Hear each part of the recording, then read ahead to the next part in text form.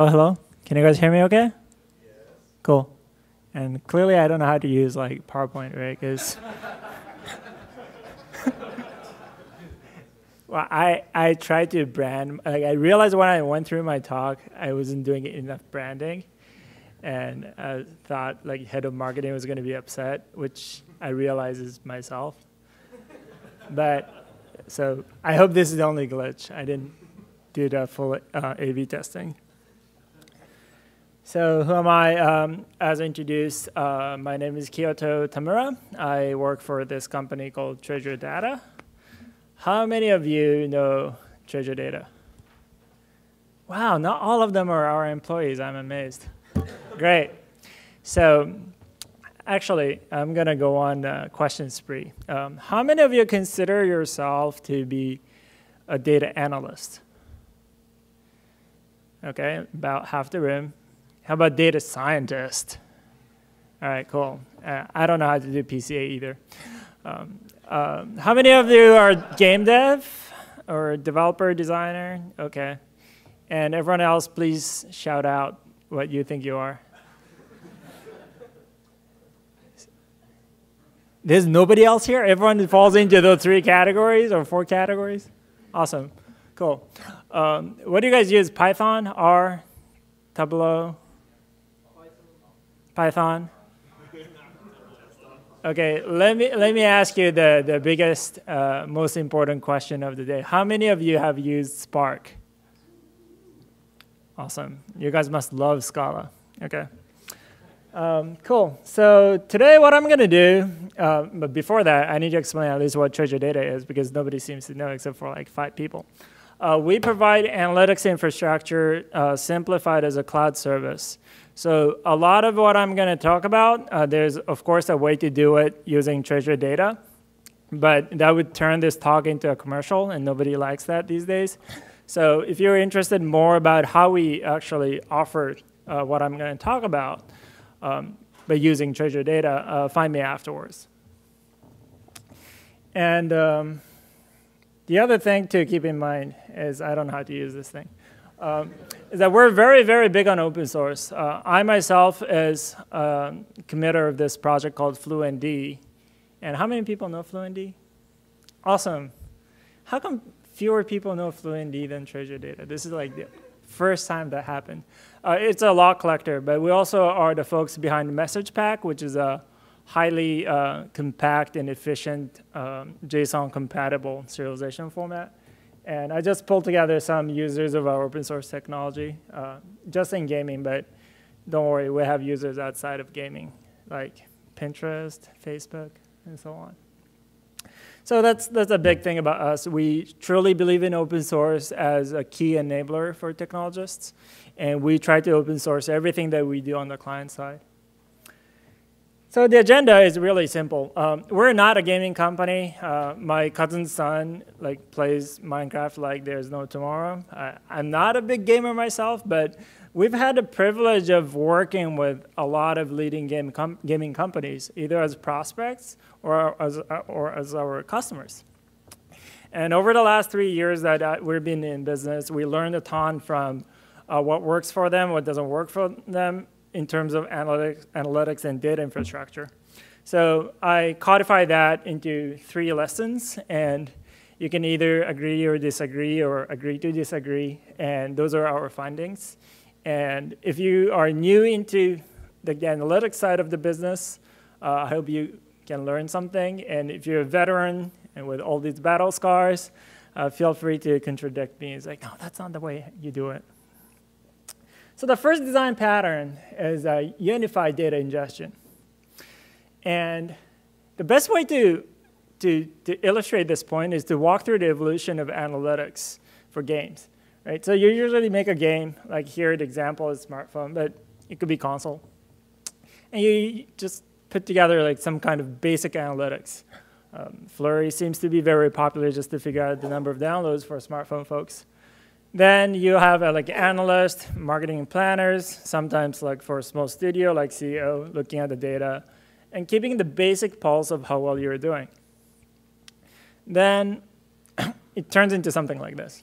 because different people have like different itch to scratch, and they Google and find something new, and they look at their own beautiful dashboard for their own services. Well, I guess other than AdX. And it's useful, right? You can do funnel and Mixpanel. Upside is really optimized for gaming, and Flurry still tells you like unique installs really well. But a lot of these people are not talking to each other, and they start to suffer from what I call software as a service fatigue. So, you have 3 games, and you have like 12 SaaS, like 20 logins, and you don't know what data is where and how like each event is reflected where. And this is unfortunate because based on my experience first as someone who worked in finance as an analyst and now as the technical guy working for a service provider, is that the best value comes when you can actually bring together data from different sources, correlate, do joins, some work better than others. Then you can actually see like a unified view of what each entity is doing inside your game. And it's hard to do that when you have like so many services, actually more services than games. So here's what I propose, or rather, here's what a lot of gaming companies evolved into when they do data infrastructure. So broadly speaking, all the data comes from somewhere. A lot of it originates inside games themselves. And you have like 2 data types. The one that you acquire by batch, which is in the top half, and the one that you acquire through some kind of streaming, right? It could be events like being posted like JSON over HTTP. You might still use some kind of third party with like some kind of SDK in it. A lot of our, I mean, of course, again, I'm biased, but a lot of the people collect data first onto the server side because it makes like API calls and run some kind of agent. I have FluentD because I'm a committer, but some kind of agent that ships these logs into the backend. And there's a layer that deals with like basically having a huge open mouthing, like ingesting everything that is coming in. And probably out of these, you probably recognize Kinesis and Kafka.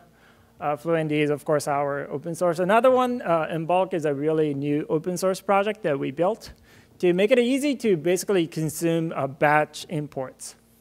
So a lot of these like analytics SaaS services today respond to users' complaints that this is a data silo, this is like vendor lock-in by usually exposing some kind of export API. Some are easier to work with than others, but they'll let you basically dump out the data. So a lot of times, instead of trying to gut out everything that they've introduced on the SaaS side, people just build a pipeline to periodically get the data out of them and store into their own storage layer. Then there's like an elephant, like Hadoop. Like how many people use Hadoop here? I'm actually surprised. Like what else do you guys use for data storage? Redshift. Just Redshift? OK. But you probably also use S3. Aha, so you use S3 in Redshift. OK, so I got you covered. S3 is up there. My personal favorite here is Presto. We're outside contributor to it. It's a SQL engine written and open source by Facebook. And it's supposed to fill the gap between like what works on Postgres and what sort of works on Hive, but with massive latency by trying to be in the between. So that's the first point. Whether you like it or not, I think a lot of times you end up building like a system like this. And I'm going to touch on this with the second design pattern point, but there's no like such thing as like, we're going to get all of your data and we'll provide all the analytics, because different companies have different needs. You need the granular access to it. And eventually, like the economics is such that you need to have like a fairly decoupled layer that focuses on making sure that you have all the data, then passing on to the scalable storage layer. So the second pattern is, by the way, all these names I came up in like the last 3 days, so it might not be the best, but what I call semi-structured data pipeline. Again, like I like to start with like how things evolve to keep it real. And this covers like 95% of how people do analytics today, in gaming or otherwise, to be honest. So the data is somehow generated, and you just like dump it somewhere, whether it's S3 or like sometimes it's S3 and Hadoop, and sometimes like you put Kafka in between as a buffering layer. Then like a lot of secret sauce happens, and somehow the data appears well structured inside Redshift, Vertica, Postgres, and all sorts of databases. And those usually power the visualization layer. So here's how I think about it. Data sources, unstructured storage, then really structure it for your purpose, then business intelligence.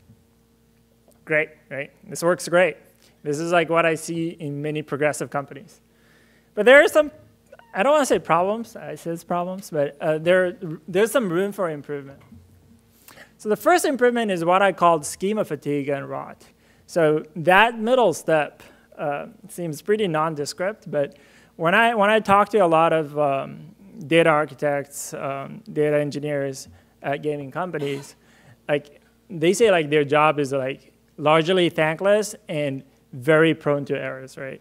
So like let's say you decide to upgrade a game because like game devs are like, what difference does it make that user ID is like strings as opposed to like ints? Well, I'm glad. I didn't mean that to be a joke, but apparently it's a joke. Okay, then there's like ETL breaks, right? Like I have no idea what happened. Like I need to go and look at the release, talk to game dev. It's like, hey, did you guys add any logging? It's like, yeah, of course I added logging because like analysts asked for logging. And analysts are like, wait, where's my data? Like the most recent one that I see is like from 2 days ago. Then they realize like the cron job failed and all that. And this is kind of terrible because that middle step is really hard. But this is also terrible because people who really ultimately need data is not having a good, like they don't have good visibility into how the data is transformed into the format that they know and understand. Meaning that in this setup, it's very, very difficult for analyst folks who are looking at dashboards to be able to influence directly how the ETL is done, the middle, like bright box. So that's the first problem. And the second problem actually is like a derivative problem of the first problem, which is like there's no like SQL access to a lot of, like how many people here know how to write SQL? See, like everyone knows how to write SQL. How many people know how to write Scala? One guy, two people, okay. Okay, great, right? And that's the thing, right? Like this is not meant to be a knock on Scala. In my free time, when I had free time, I used to write like Haskell and OCaml. But you can't convince like a room full of like smart engineers and data analysts and scientists to learn a new paradigm, unless there's like a material benefit, right? So realistically speaking, a good place to start is to make your data accessible to something that everyone already knows, at least sort of. So and that's a problem that I'm trying to illustrate here in this paradigm. The first two phases are not very accessible with SQL because like you need to understand like how MapReduce runs. Like if you want to do this and that, you need to ask for help. Hive actually originally, of course, written at Facebook was a partial solution, and it's been a pretty good solution that addresses this problem. But once you get to the later stage, of course, like everyone knows how to write SQL and Postgres. And the other problem with this is that in terms of performance characteristic and optimization, different SQL interfaces behave very differently. And when you introduce a new one, you really need to spend time evangelizing and educating people so that they don't write like a Hive query that just like takes down the whole cluster. So those are the problems. And SQL access matters. Like I just pulled this up because there are apparently 10 ways to query Hadoop with SQL. Like this is like a great Jeopardy question. Like I only know like 5. And this is actually a joke, by the way, guys. Best part about this article is there's like a related link. And I don't know if you guys can read it. It says something to the effect of like Hive is like real time. And for those that have worked with Hive, that's also a joke, unintended joke. So SQL access matters. So how we're going to do it. And this is what I decided to call this weekend semi-structured data pipeline. So not all data can be structured at source, but the idea is to try to structure your source in a flexible, some kind of key value pair, JSON, for example, so that you can actually make meaningful guesses about the semantic value of data as soon as it enters into your system. And I know you can't do this for everything. For example, like if you have a bunch of comments, you need to stick that into some kind of NLP engine and suck out all the metadata first before it can even get to this phase. But you'd be surprised that a lot of data that we deal with is not truly unstructured, right?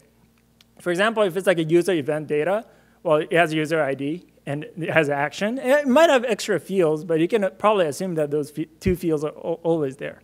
Or hopefully the timestamp is all in the same time zone. But that you can also annotate with something that holds the value of the time zone. The point is, if you can create a layer where the data is landing in real time and the majority of the people can access it with SQL, that's money. Because now people can go to both like the structured data sources that's highly optimized and can talk to all of your BI tools, but has some kind of data latency, usually like hours or sometimes like daily, as well as like a place where they can go to for something more ad hoc using the tools that they know really well.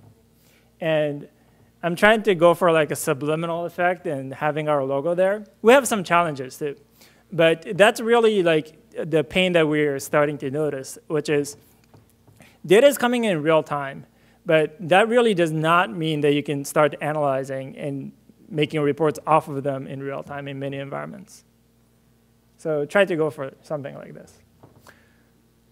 And the third one is what I call KPI reporting as a service. So how many folks here have like a dedicated team that just does analytics for all the studios and titles?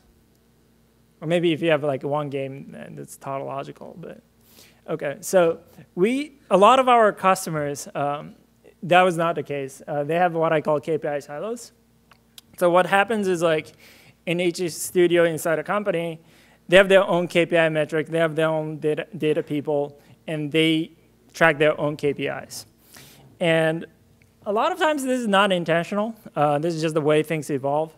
If you're a producer for a particular game held responsible for its performance, like you can't care less about like the guy next to you, right, building his own game. But the problem with this is that it really, really makes like cross-title analytics like a headache. You can't even begin to do this. Like let's say you have some metric about how many people go through the tutorial. Well, guess what? Like a lot of times, like different producers, different designers, they have different definitions of what it means to complete a tutorial. And if you're a data scientist working with data, you come up with this beautiful conclusion only to realize that the data is called from different sources with different interpretations. So how can we fight that? The answer is not to fight it, but to really try to communicate the value of having a unified platform, at least for the KPI layer. So of course, even then, like different studios are going to pursue and do their work of making their games better. But try to expose an API or internal service with some level of SLA so that, hey, if you put the data in this format, we have a shared backend where you can get your own data within X hours, writing SQL or using this BI tool and such. And this seems to have resonated with a lot of our customers, like internally, right? We usually end up talking to people who are trying to build something like this. And what they tell like individual producers is like, I know it's a pain right now, but when is the last time that like everything in analytics that you did like worked as expected? Like, aren't you interested in how other people are doing their analytics and how they're performing? Maybe we can share insights, right? And slowly but surely, you'll be able to get a buy-in from different stakeholders. And the best part about this is that if you're like an exec, this is like the nirvana, because you know exactly where to put the money. You might like the guys you might like the folks in one team, and they might be very talented, but that game might not be doing as well as this other one, which can get a lot of help by reassigning people. Maybe like the one campaign worked really, really well for one game, but that might not translate to a success in another game. And if you're running an entire company and responsible for the company like going bust or going public, you really need to have this level of visibility. So in sum, make sure that you have some kind of layer that can ingest data both from like batch data sources, as they call it, as well as like streaming data sources, which accounts for a lot of like large data sets. The second point is try to structure your data as soon as possible and have some kind of SQL accessibility as quickly as possible in the data pipeline. It makes a lot of people happier and it reduces the burden on the true data experts who should be focusing on scaling and other hard problems. And finally, if you're in a situation where you're starting to have multiple hits or you're running a studio with like many initiatives and you want to have like visibility across them, carving out a team that focuses just on KPI and have their expectations aligned on the overall success of the company as opposed to embedding them into the teams might be a good idea. So that's it, and I'm ready to take questions, or if nobody asks questions, I'm gonna keep telling lame jokes.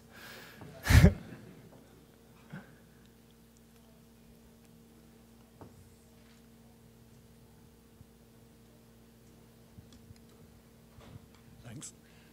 I wonder if you could comment a bit on the trade-off between the first and second points. In some sense, I found that the more complex all the different sources you're trying to integrate, the more obfuscated the kind of layers of ETL become. And therefore, you might give users access to the very raw data and the far-end data, but it's still really a horrible process and not very easy to understand at all how one got to the other. All right. That's a very good question. And let me see. So that's like it's a very good question. One school of thought is just dump everything as raw as possible and just worry about ETL later, which works, except I think in many organizations there's not enough discipline around that.